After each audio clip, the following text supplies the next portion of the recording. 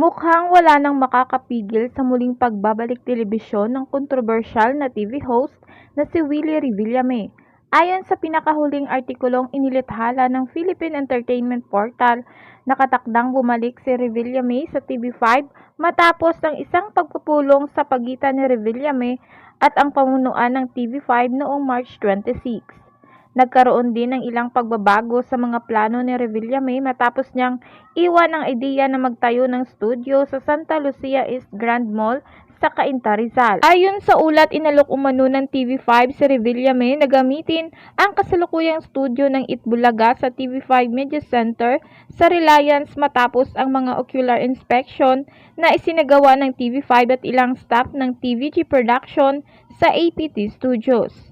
Isa pang pagbabago sa plano ay ang posibleng time slot ng game show na Revillame na wawawin dahil ayon sa ilang chika, imbis na 2:30 ng hapon, balak ng kampo ng TV5 na ipalabas ang nasabing game show sa alas 5 ng hapon. Nakatakda si Revillame na pumirma ng kontrata sa TV5 ngayong Abril upang opisyal na markahan ang kanyang pagbabalik.